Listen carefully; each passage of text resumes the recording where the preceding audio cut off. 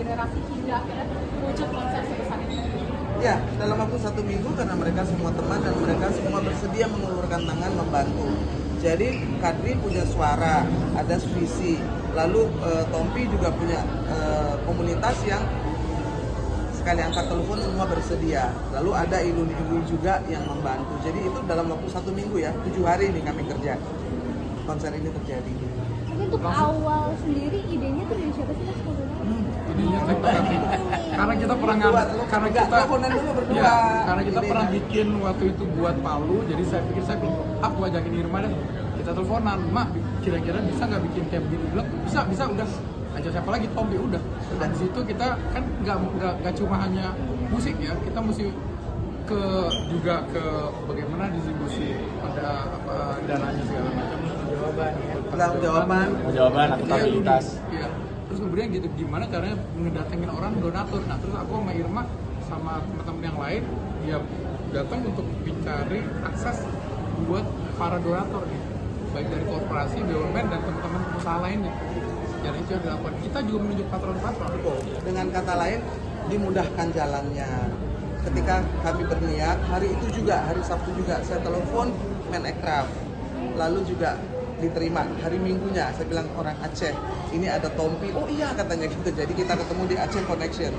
Lalu hari keduanya kita diterima oleh Fadlizon dan Giring Ganesha, Pak Menbud dengan Wamenbud, itu yang orang Minang, ya kan ibunya Wamen juga orang Minang. Lalu diterima juga dengan Bang Sumi Dasko. Nah kebetulan Ketua Iluni juga orang Minang, gitu. Jadi bukan primordial, tapi karena itu tanah kelahiran lebih mudah untuk mengetuk. Lalu kita mengajak orang-orang lain. Di patron itu ada Surya Paloh, ada Ibu Nina Tanjung dan Akbar Tanjung, lalu ada dari DPR, Doni Oskaria, Edi Bambang Suparno, Susatyo, dan Mansuri dan lain-lain. Edi Barata, dari BP BUMN. Apa yang menjadi kekuatan terbesar hingga terciptanya konser Kill Sumatera ini? Mengingat banyaknya sekali antusiasme serta dari solidaritas perkumpulan sendiri yang banyak mendukung acara ini. Ya saya pikir ini kan kick off ya. Dari kick off ini kita lihat animonya, mudah-mudahan ya semua orang udah banyak mau datang ya. Dan juga yang paling penting itu adalah penggalangan dananya. Kita lihat aja nanti hari ini berapa, karena itu masih akan bergulir. Mengingat banjirnya belum selesai. Belum. Bakal nambah ya. Tapi kita percaya satu hal sih. Di Indonesia ini masih banyak yang orang hatinya baik. Jadi ya udah kita bergantung di situ. Masih banyak orang baik. Ya termasuk teman-teman ini. teman-teman media. Makanya dimudahkan jalannya, benar. Dimudahkan kayak jalan langit kebuka. Telepon Iluni mau, teman-teman musisi Dan nggak pakai nunggu ya. Nggak pakai, Rata-rata langsung semua konfirmasi. teman-teman musisi yang saya telepon tuh nggak pakai nunggu sih. Nggak pakai. Langsung. Ntar ya gue cek dulu nggak. Dan itu Lo kapan? Oke. Gitu. Ya, itu Gue gratis. ada ini, gue geser dulu deh. Gitu. Ya. Pada gitu-gitu. Ada dua orang yang mungkin saya perlu mention, itu Arman Maulana dan Meli Guslau. membantu. Meli ada tuh tadi. Ada dia, Mbak Meli ada. Dia membantu untuk mengkoordinir sehingga lebih mudah. Ya kan ada GAS, gabungan artis Sunda.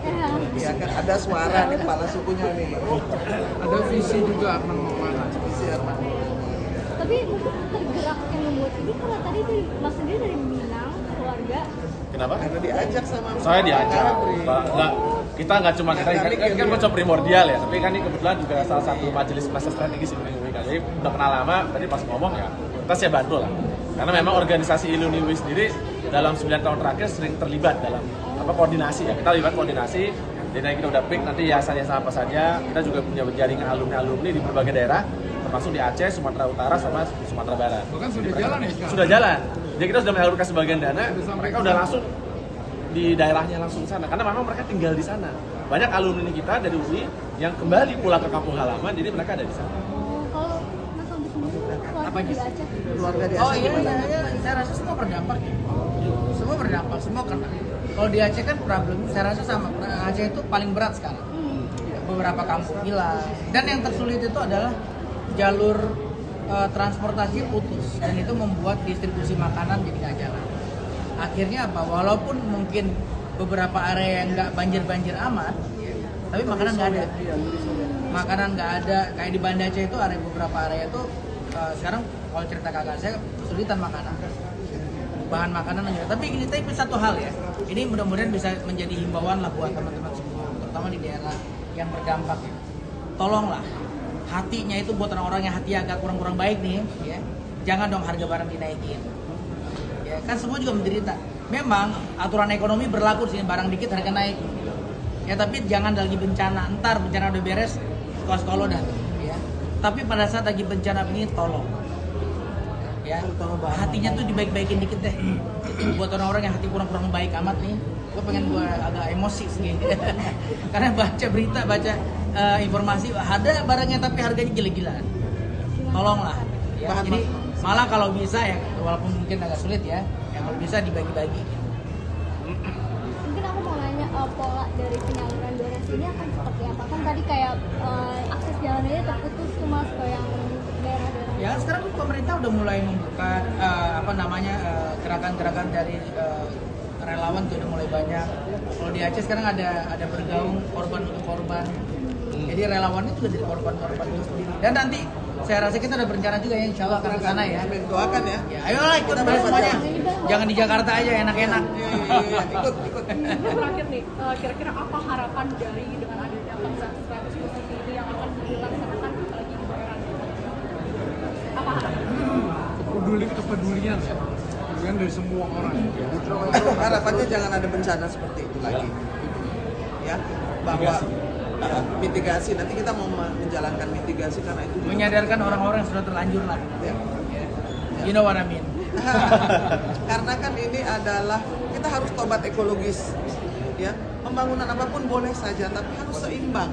Ya kan, kalau kita tebang 1000 pohon, kita tanam 1000 pohon. Kita hajar 1000 hektar, kita tanam 1000 hektar. Sehingga alam juga Balance ya. yes, balance. Tapi kan itu juga takes time kan. Nebangnya hari ini beres, tumbuhnya kan butuh waktu. Jadi harusnya Dipikirkan. sebelum ditebang udah ditanam. Iya kan? Harusnya sebelum ditebang udah ditanam. Bukan tebang hari ini baru tanam entar. Sama kita juga harus peduli tentang keberadaan hutan. Hidup kita ini tergantung hutan. Kita ini live in the rainforest. We cannot live without the rainforest.